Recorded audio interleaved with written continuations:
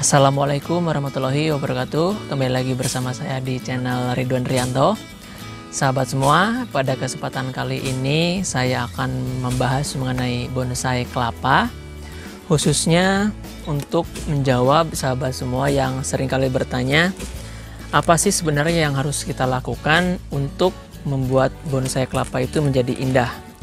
Pada dasarnya pertanyaan tersebut merujuk kepada sebuah pertanyaan, yaitu langkah awal saya harus gimana kalau misalkan mau membuat bonsai kelapa. Jadi pada intinya sahabat semua, jika kita ingin membuat bonsai kelapa, apapun itu modelnya, baik yang nangkring, nungging ataupun yang tenggelam gitu ya, semuanya itu pasti biasanya dimulai dengan membentuk akar terlebih dahulu, ataupun yang biasa saya sebut dengan istilah program akar. Nah, pada kesempatan kali ini saya akan memberikan video tutorial mengenai cara membentuk ataupun membuat program akar tersebut supaya akarnya itu bisa panjang terlebih dahulu. Nah, jadi seperti yang saya sebutkan di awal, ketika kita hendak membuat bonsai kelapa itu, menurut saya ya ini ya, pada intinya kita harus membentuk ataupun memprogram akar terlebih dahulu supaya akarnya itu panjang. Nah, kalau saya caranya adalah mudah ya. Kita tinggal menggunakan kain bekas saja, contohnya seperti ini. Nah, kain bekas ini kita bungkus ke batoknya ini. Ini kita bungkus supaya batoknya itu ketika terkena sinar matahari tidak pecah. Nah, seperti ini ya caranya. Setelah itu tinggal kita masukkan ke dalam botol, yang mana di dalam botol ini sudah ada air ya, seperti ini. Jadi sudah ada airnya. Kita masukkan ke dalam seperti ini. Sangat simpel. Jadi yang penting sahabat itu bentuk terlebih dahulu akarnya supaya panjang. Kedepannya nanti mau dibuat nungging, mau dibuat rebahan, atau mau dibuat apapun ya modelnya, kalau akarnya sudah panjang, itu biasanya bonsai-bonsai kelapa itu kita tinggal melanjutkan saja. Masalah gaya ataupun seni itu kan tergantung dari individu yang membuat bonsainya itu sendiri.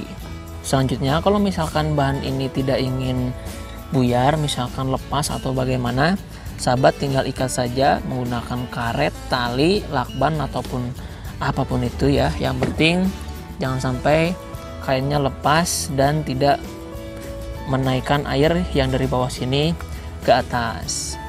Di video saya sebelumnya juga sebenarnya saya sudah membuatkan video tutorial mengenai langkah awal untuk membuat bonsai kelapa, akan tetapi masih kurang jelas dan saya perjelas di sini saja. Dan sebagai contoh untuk program akar yang sudah cukup jadi, artinya akarnya sudah cukup panjang, adalah yang ini. Nah, ini sudah cukup panjang dan ini saya lakban supaya tidak mudah lepas. Biasanya kalau misalkan bonsai kelapa kita sudah seperti ini, akarnya misalkan sudah panjang ya segini, itu biasanya dia akan cepat sekali tumbuh akar yang kedua dan ketiga. Jadi nanti akan cepat tumbuh ya. Kalau di sini istilahnya mungkin menyat, cepat menyat kalau di Sunda di daerah saya ya. Kemudian biasanya ada sahabat yang bertanya, kalau air yang digunakan untuk yang ada di bawah sini itu pakai air biasa atau air pupuk? Kalau saya secara pribadi untuk air yang di dalam botol ini itu adalah air biasa, karena ini hanya difungsikan untuk program akar terlebih dahulu, jadi masih belum jadi bonsai. Biasanya kalau misalkan nanti sudah menjadi setengah bonsai gitu ya, setengah jadi, baru saya gunakan pupuk NPK Mutiara yang 16-16-16.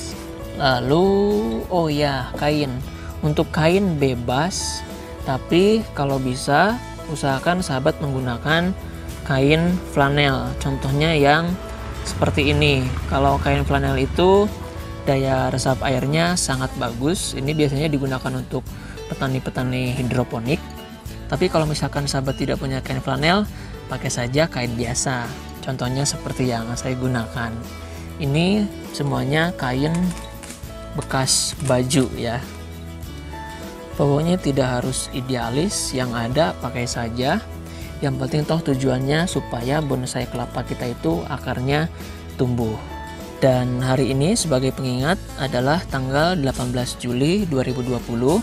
Nanti kedepannya akan saya update terus setiap 1 bulan sekali mungkin untuk pertumbuhan dari bonsai kelapa yang saya bentuk.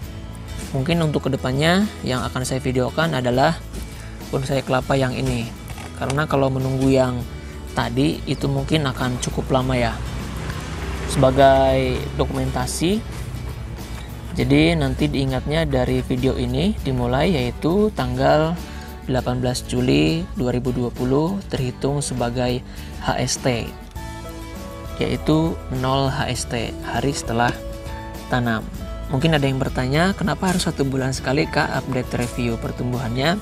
Karena kalau bonsai kelapa ini pertumbuhannya itu sangat lambat ya, berbeda dengan kalau misalkan kita memberikan review mengenai tanaman cabai, ciplukan, stroberi dan lain sebagainya, itu kan mungkin tanaman yang cepat tumbuh. Tapi kalau bonsai kelapa seperti ini, wah, waktu untuk membuat akarnya saja itu sudah cukup lama ya, apalagi daun dan seninya nanti mau bagaimana. Makanya nanti mungkin akan saya review mengenai update pertumbuhan bonsai kelapa ini sekitar 1 bulan sekali. Terakhir saya letakkan di sini bersamaan dengan bibit-bibit kelapa bonsai yang lainnya. Jadi di sini semuanya bersamaan. Nah, baiklah, mungkin itu saja untuk video pada kesempatan kali ini. Apabila ada pertanyaan, silahkan sahabat komen di kolom komentar. Terima kasih. Wassalamualaikum warahmatullahi wabarakatuh.